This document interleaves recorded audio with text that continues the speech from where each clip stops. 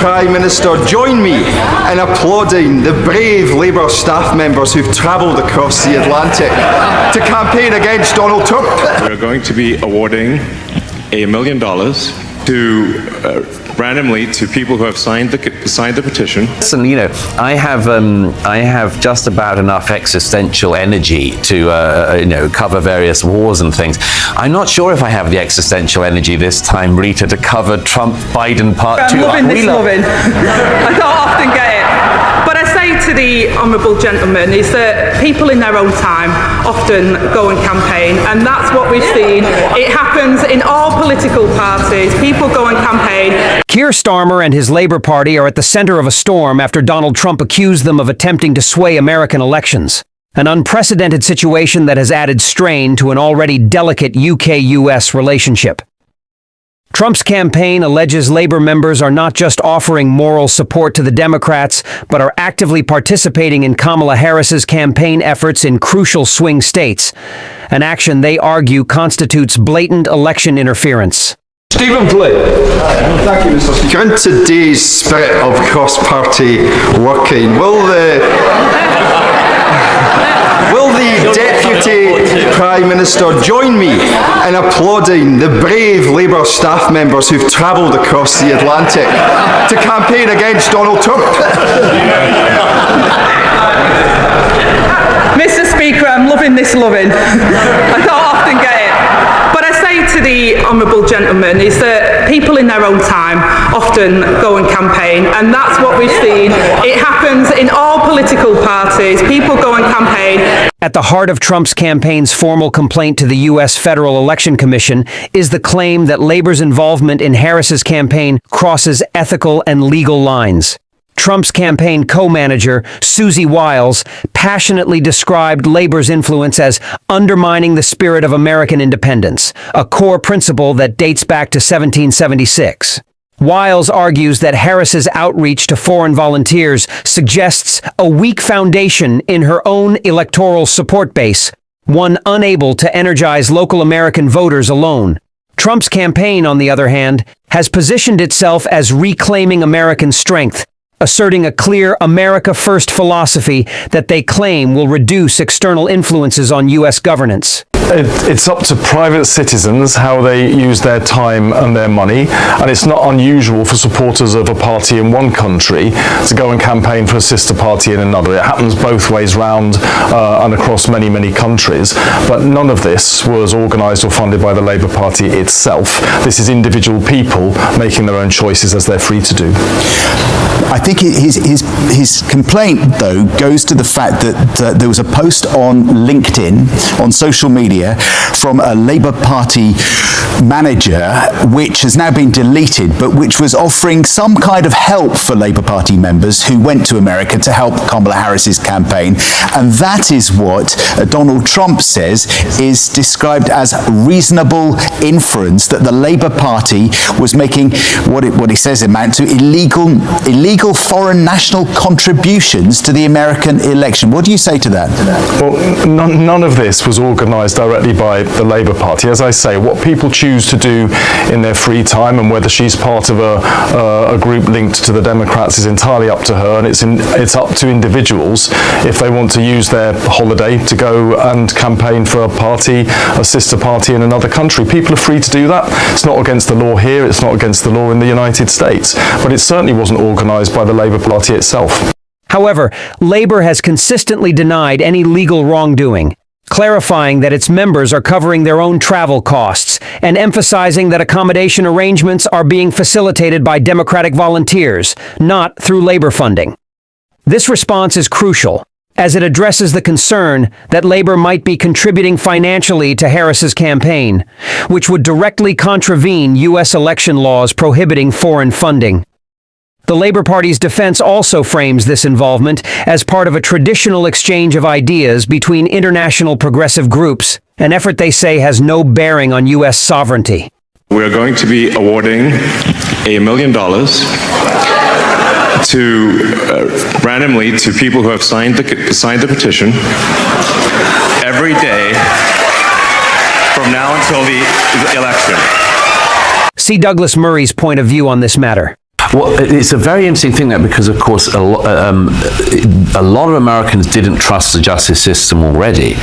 I mean, the conviction rates in the U.S. courts, for anyone who's been through them, are astronomically high. Almost Beijing-like, but not quite. Yeah, I mean, it's teetering on 99%, you know, and so a lot of Americans who've had experience of that already distrusted it. Then you've had the sort of super politicization of things like the Supreme Court, and then the Trump persecution. I do think it's a kind of persecution. I have plenty of criticisms of Donald Trump, but if you wanted to make sure he wasn't elected again, then run a really good candidate against him and highlight the things that he did in his term of office that you disagree with.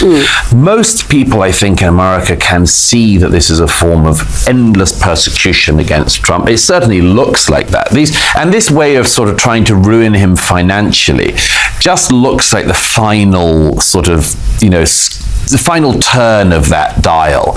And I think a lot of people will see it as being cruel and unusual. I think it's only helping Trump, though. You know, I mean, as you say, I'm not sure that outside America people are quite prepared for this. You know, the polls that you've seen, that I've seen, that say that he's likely to win against Biden later this year.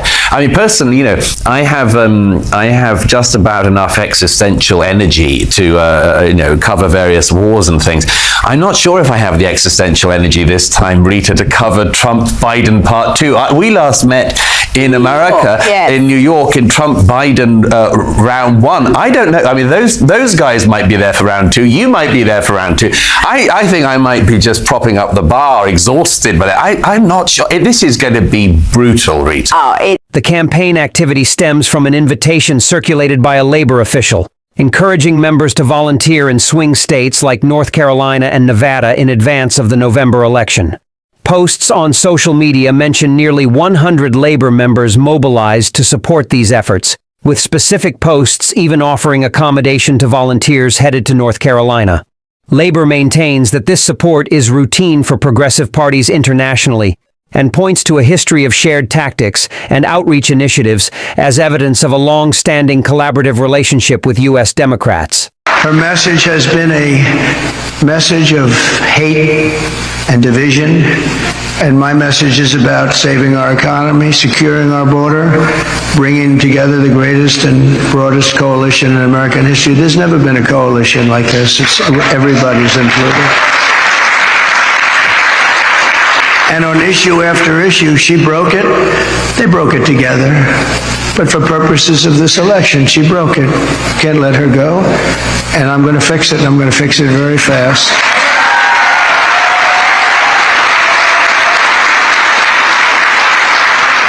And on the illegal, thank you very much. Thank you very much. On the illegal immigrants that will be taken out of the country, as you know, we're going to be taking them out, and if they come back, we have laws that will be immediately enacted where they serve 10 years in prison, they won't come back, and if that's not long enough, we'll have to do something else. But we don't want them back. They're not going to come back. And as you know, we're asking for the death penalty for any migrant who comes into our country and kills an American citizen or a police or law enforcement person. Because we have to protect our police. Our police are under siege also at numbers that nobody thought were possible, the worst they've ever seen. It's very hard to recruit. And really for not just the danger, it's hard to recruit because they don't have the spirit anymore for our country because they're being led with people that are spiritless. They really are spiritless. They can't instill spirit. But so that's any citizen, they get killed, it's a death penalty, and that includes police or law enforcement officers.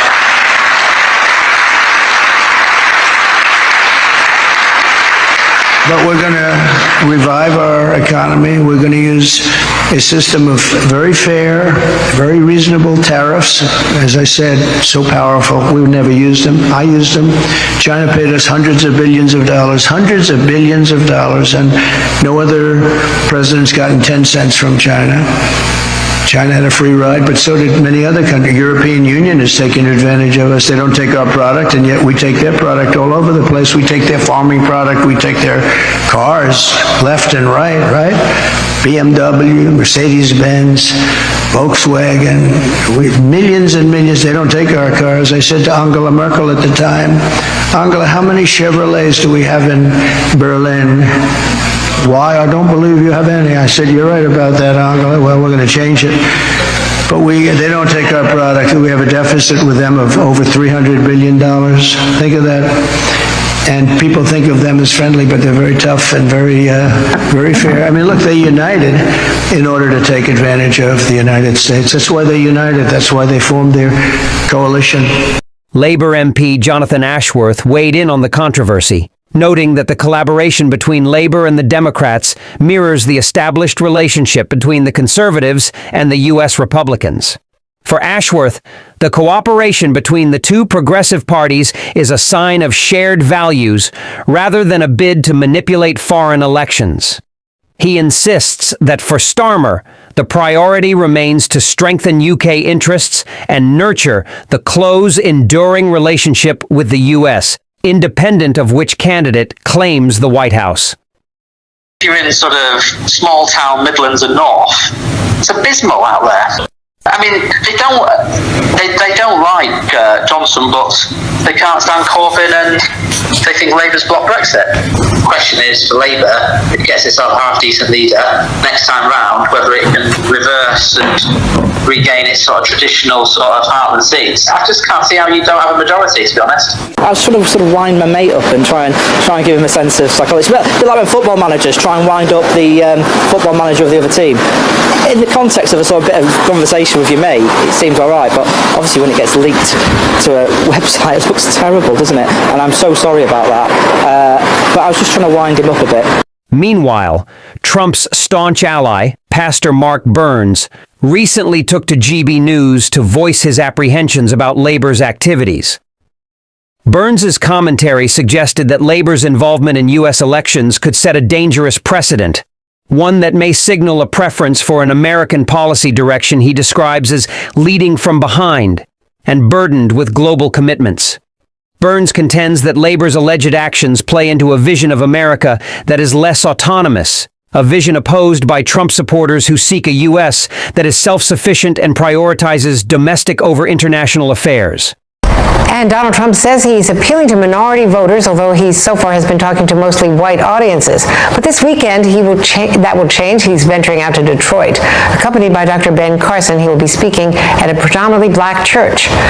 This message could be undermined by a Twitter firestorm over one of Trump's leading surrogates, Pastor Mark Burns, who tweeted a cartoon showing Hillary Clinton in blackface. Pastor Burns is now apologizing. He's taken that tweet down. Joining me now is Republican Congressman Chris Collins of New York, who is a co-chair of Donald Trump's campaign House Leadership Committee. Thank you very much, Congressman. Always nice to be with you, Andrea. Well, it's good to see you. I want to ask about this whole storm over Pastor Burns, what he tweeted, whether this is the best way to reach out to the African American community. Well, Andrea, you certainly can't hold Donald Trump accountable for something someone else has done that's clearly inappropriate. I mean, it's, I think, disappointing to all Americans to see any smear campaign. What Hillary did with the KKK can't be defended, nor could this action be defended. Americans want to hear about policy. They want to hear Donald Trump talk more about immigration, defending the borders, using E-Verify, making sure that we do build a wall and that we have a compassionate answer for all those illegal immigrants that have been working the farms for years and raising a family, and I believe we'll hear that speech coming out soon. They want to hear policies on tax reform, on economic growth, and so these other distractions are certainly disappointing to all of us, and then I think to some extent in the media, they get kind of an outsized amount of attention, which frankly I wish they would just be treated as they are, which is insignificant but disappointing. Well, it isn't some outside person who's done it, because the campaign again endorsed Pastor Burns. He speaks at most of the rallies. He's one of the warm-up speakers. He's an integral part of the Trump campaign, so they've not disavowed what he did. Yeah, well, I mean, he screwed up, and I'm glad he's apologized for it. You got to wonder, what was going through his head when he did it. Can't defend it, so I won't try to defend it. I'm glad he's apologized and disappointed it happened. The Labour-Democrat connection isn't without criticism from within the UK. Ex-Justice Secretary Sir Robert Buckland, for instance, has supported the Democrats, reflecting a willingness by some Tories to back American counterparts across party lines. However, Nigel Farage, head of Reform UK and a vocal advocate for Trump, had initially planned to campaign in the US, but later refocused his energies on his parliamentary race in Clacton for the UK general election. With his win in Essex, Farage stated that his commitment lies firmly with his parliamentary responsibilities and that he would not be involved heavily in US election activities. I suppose axiomatic that as I oppose this motion, you would expect me to have a very high degree of confidence in this government. Indeed, had you asked me 5 weeks ago when I was still a member of the cabinet, I would have had an even higher degree of confidence in the government.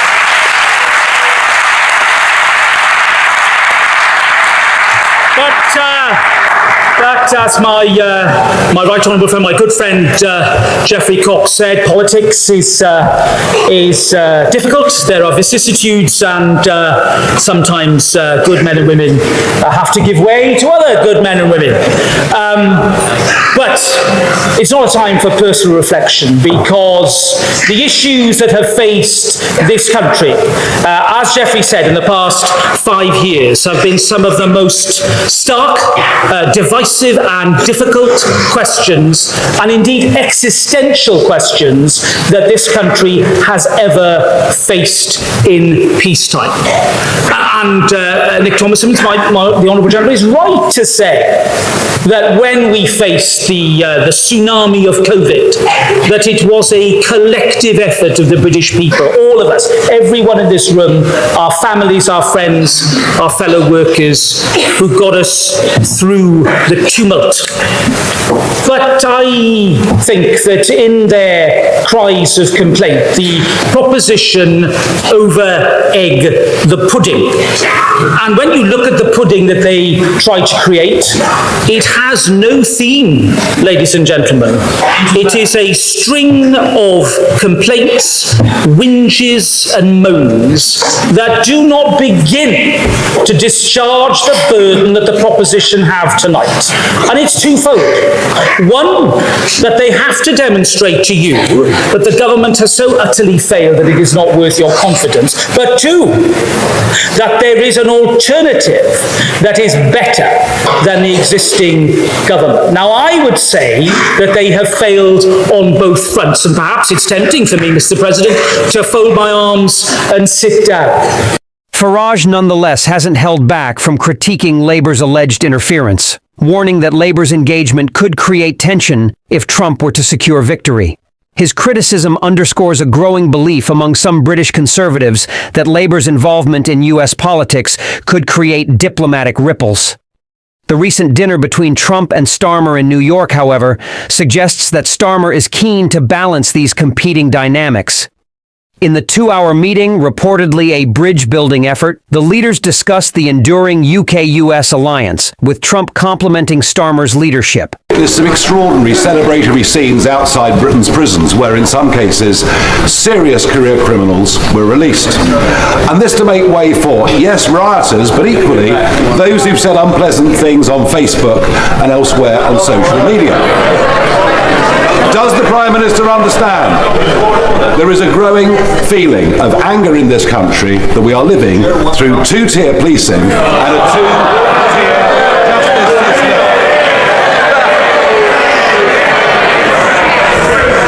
I'm angry to be put in a position of having to release people who should be in prison because the last government broke the prison system. And the Prime Minister was repeatedly warned. He had his own release scheme. He was repeatedly warned that he had to adopt the scheme that we put in place. The former Justice Minister said if we don't do it, we'll have to get down on our knees and pray. The police chiefs made it absolutely clear in a letter to him before the election that he needed to take action, saying that they wouldn't be able to discharge their duties and saying the risk was loss of an ability to detain suspects. That means, Mr. Speaker, an inability to arrest people committing offences. That's how bad it was, and they warned the Leader of the Opposition that further delays until after the general election will increase the risk significantly. What did he do? He delayed and increased the risk. Adding to the tension is the history of divisive remarks by Foreign Secretary David Lammy, who has openly criticized Trump, labeling him as aligned with far-right ideologies. Lammy's presence at the dinner, despite his past statements, points to the delicate dance Starmer must perform in balancing Labour's domestic views with diplomatic engagements abroad. As the U.S. election approaches, polling from 538 reflects a race so close that the Electoral College could face a tie, a scenario that underscores the high stakes and fierce competition in the current American political climate. This tight margin amplifies the potential impact of Labour's presence in swing states, and all eyes will be on whether these efforts have a meaningful impact on the election outcome and on US-UK relations moving forward. You're going to struggle to find any politician who has not had things to say about Donald Trump in his first term, particularly on Twitter. You would have struggled with our last Foreign Secretary, David Cameron, who described him as a xenophobe and a misogynist. Okay, so you may be justifying your comments, but how do you Let me answer the question. You will struggle with the vice presidential candidate that he's just selected, who's also had things to say. The truth of our relationship is it is a special relationship. We saw how special it was over the skies of Israel and Jordan, where our military came together to stop those missiles falling on those two countries just a few weeks ago. We will work with whomever the American people choose to be in the White House. Now, UK Foreign Secretary David Lammy said, quote, Trump is not only a neo-Nazi sympathising sociopath, he is also a profound threat to the international order. Douglas, David Lammy is not the sharpest tool in the shed. He once claimed that men can grow a cervix, but how problem is this sort of rhetoric? Well, David Lammy is also, as I mentioned in my Spectator column this week, somebody who, when asked in a general knowledge quiz, which king succeeded Henry VIII, replied Henry VII. David Lammy is possibly the only person on earth who could actually benefit from listening to Kamala Harris talking about the nature of time and the direction in which it travels. But yes, I think this is an extraordinary demonstration of, he's obviously ignorant on a wide range of issues, but he also showed in recent years that he doesn't only lack knowledge, he lacks wisdom and judgment.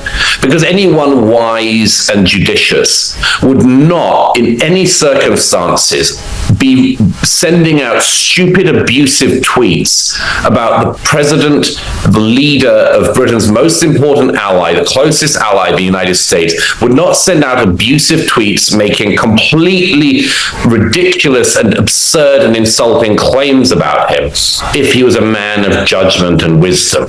But Lammy isn't. So here he is, completely predictably, in a situation in which he, as a member of the British cabinet and foreign secretary at that, will odds on likely have to face at some point Trump and the Trump administration back. And how's he going to manage that? It's a problem of his own making. What could be one of the most consequential U.S. elections in recent memory, the actions of political figures like Keir Starmer and Donald Trump, only add complexity to an already charged international scene. This mix of cooperation, accusation, and cross-border support is redefining traditional alliances and could set precedents for how far parties are willing to go in supporting ideological partners across oceans. For Starmer and Labour, balancing support for their American counterparts with the need to maintain solid UK-US relations is a diplomatic high-wire act. With Trump's recent statements and his campaign's formal complaints, it's clear that the boundaries of political influence are being tested. Should Trump win, Labour may find itself facing a U.S. administration with an entirely different approach to this kind of collaboration, possibly reshaping future UK-US relations. Only time will tell how this situation unfolds and how it will influence the U.S. election, and perhaps even impact the UK's own political landscape. One thing is certain, though. These actions mark a shift in the role international allies play in each other's political arenas, pushing the limits of collaboration and raising new questions about the reach of global politics. Stay tuned to our channel for further updates, and as always, thanks for joining us in exploring these pivotal stories shaping our world today. Let us know your thoughts on these developments in the comments below. And if you haven't yet, be sure to like and subscribe for more insights on British news and beyond. Thanks for watching, and take care.